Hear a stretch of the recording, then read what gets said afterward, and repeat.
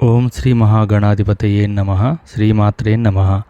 ఆనంద నిలయం ఛానల్ ప్రేక్షకులందరికీ నా నమస్కారం. నేను మీ ఆచార్య ప్రసాద్ గురూజీ. ఈరోజు ఈ వీడియోలో మనం నిత్యం ఇంట్లో దీపారాధన చేసేటప్పుడు దీపంలో ఎన్ని ఒత్తులను వేసి దీపారాధన చేస్తే మంచి ఫలితాలు కలుగుతాయో ఇప్పుడు ఈ వీడియోలో తెలుసుకుందాం. ముందుగా ఈ వీడియో చూసే ముందు ఒక లైక్ కొట్టి మా ఛానల్ను సబ్స్క్రైబ్ చేసుకోండి. అలాగే జై శ్రీరామ్ అని కామెంట్ చేయండి. దీపం వెలిగించేటప్పుడు ఒత్తులు ఎన్ని ఉండాలి, దీపారాధన ఏ విధంగా ఆచరించాలి, చాలా గొప్ప విషయం ఇది. దీపం జ్యోతి పరబ్రహ్మం, దీపం సర్వత మోహరం, దీపేన సాధ్యతే సర్వం, దీపలక్ష్మి నమోస్తుతే అని మనకు శాస్త్రం. దీపాలు భగవంతుని రూపాలే. ఏ ఇంట ప్రతినిత్యం కూడా ఉదయం సాయంత్రం సంధ్యా సమయంలో దీపారాధన ఆచరిస్తామో ఆ ఇంట్లో లక్ష్మీదేవి తప్పనిసరిగా తిష్ట వేసుకొని కూర్చుంటుంది. అలాగే లక్ష్మీదేవి తన అనుగ్రహాన్ని ప్రసాదిస్తుంది అని శాస్త్రం.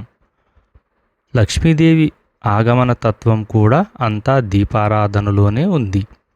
దీపం వెలిగించేటప్పుడు మొట్టమొదటిసారిగా స్వస్తి గుర్తు వేసి దానిపైన వెండి ప్లేటు కానీ ఇత్తడి ప్లేటు కానీ లేక ఆకు కానీ అంటే తమలపాకు అయినా సరే ఉండొచ్చు. అలా వేసిన తర్వాతనే దీపారాధన కుందీని పెట్టి దానిలో మొట్టమొదటిసారిగా ఆవు నెయ్యి కానీ నువ్వుల నూనె కానీ కొబ్బరి నూనె కానీ ఉపయోగించుకోవచ్చు. అలా నూనె వేసిన తదుపరే ఒత్తులు వేసేటటువంటి విధి విధానం చాలా విశేషం. మనకి పంచభౌతికాత్మకమైనటువంటి తత్వం ఉంది కదా, అంటే అగ్ని, వాయువు, భూమి, నీరు, ఆకాశం అని. అందుకని 5 ఒత్తులు వెలిగిస్తే చాలా మంచిది. ప్రతినిత్యం కూడా 5 ఒత్తులు వెలిగించవచ్చు.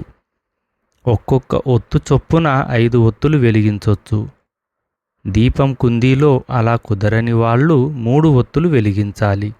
అంటే నేత్రాలు 2 ముక్కు 1 అందుచేత అన్నమాట.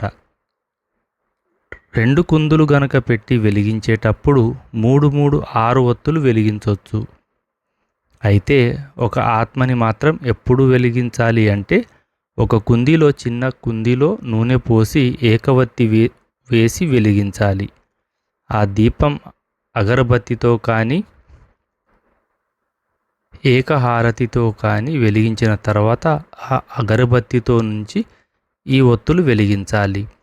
అది వెలిగించేందుకు వీలుగా కూడాను ఒక చిన్న ఒత్తితో ఉన్నటువంటి ఏకహారతి తీసుకొని ఆ ఏకహారతి ద్వారా వెలిగించి మనం ఈ విధంగా గనక 3 ఒత్తులు వెలిగించినా లేక 5 ఒత్తులు వెలిగించిన సత్ఫలితాన్ని సాధిస్తామన్నమాట. ఇట్లా వెలిగించడం అంటే మొట్టమొదట ఏకవత్తుందే అది ఆత్మ కింద లెక్క. ఈ ఆత్మను మన మనసులో ఉన్నటువంటి పరమాత్మతో కూడి ఏకహారతి ద్వారా ఆ ఒత్తిని ఇంకో ఒత్తితో వెలిగించి కుందీలో ఉన్నటువంటి 5 ఒత్తులు వెలిగిస్తాం. ఆత్మ పరమాత్మ పరంజ్యోతి పరమాత్మ అన్నమాట. ఈ విధంగా వెలిగించడం వల్లనే మనకి సర్వ సంపదలు కూడాను లక్ష్మీదేవి ప్రసాదిస్తుంది. అలా వెలిగించిన తర్వాత దీపారాధన కుందికి 3 వైపులా కూడాను కుంకుమ బొట్లు పెట్టి కింద భాగాన దీపారాధన కింద భాగాన ఒక పుష్పాన్ని ఉంచాలి. పుష్పాన్ని పెట్టిన తర్వాత మళ్ళీ కూడా కుందీలో నెయ్యి వేయాలి లేక నూనె వేయాలి. ఇలా గనక చేసినట్లయితే దీపారాధన పరిపూర్ణంగా మీరు ఆచరించినట్టు లెక్క. ఎవరు ఎప్పుడు దీపారాధన చేసినా ఈ విధి విధానాన్ని తప్పనిసరిగా పాటించండి.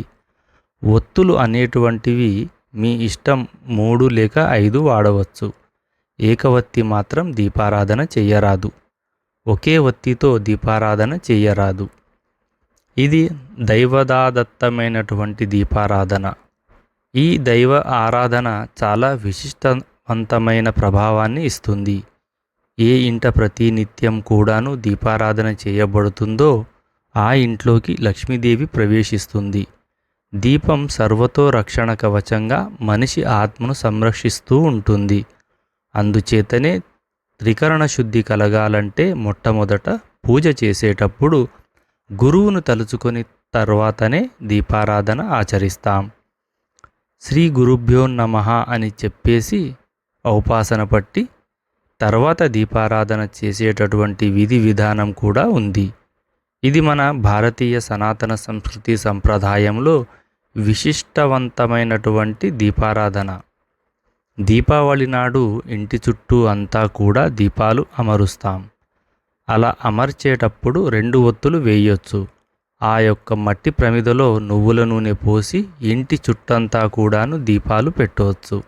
లేక అష్టలక్ష్మి దీపాలు అని అష్టలక్ష్మి వైభవం మన ఇంట్లోకి ప్రవేశించడానికి సుమనస వందిత సుందరి మాధవి చంద్ర సహోదరి హేమమయే అంటూ ఒక్కొక్క దీపాన్ని వెలిగిస్తూ అష్టలక్ష్మి దీపాల్ని ఇంటి ముంగిట చక్కగా పెట్టుకుంటాం. దీపావళి నాడు తర్వాత లోపల పూజా మందిరంలో కూడా దీపాలు ఉంచుతాం. కార్తీక మాసం అంతా కూడాను ఇంటి ప్రాంగణంలో 2 వైపులా కూడాను ఇంటికి 2 వైపులా ఎంట్రన్స్ గేటుగా అటు ఇటు కూడాను సాయంత్రం సమయంలో దీపారాధన చేయాలి. అంటే దీపాలు పెట్టేటటువంటి సాంప్రదాయం. చిన్న గూడు ఉండేది పూర్వం, ఇప్పుడు ఆ గూళ్ళు పోయాయి. ఆ గూట్లో పెట్టినట్టయితే దీపం చాలా విశేషమన్నమాట. అంటే కార్తీక దామోదరాయ నమః అని పెడతాం. ఇది దీపారాధనలో తగిన పరమార్థం. ప్రతి ఒక్కరూ కూడాను దీపారాధనను చక్కగా ఆచరించి లక్ష్మీదేవి యొక్క కృపకు కటాక్షానికి ప్రాప్తులు కావాలని మనసారా కోరుకుంటున్నాను. ఈ వీడియో గనక మీకు నచ్చినట్లయితే ఒక లైక్ కొట్టి మా ఛానల్ను సబ్స్క్రైబ్ చేసుకోండి. జై శ్రీరామ్.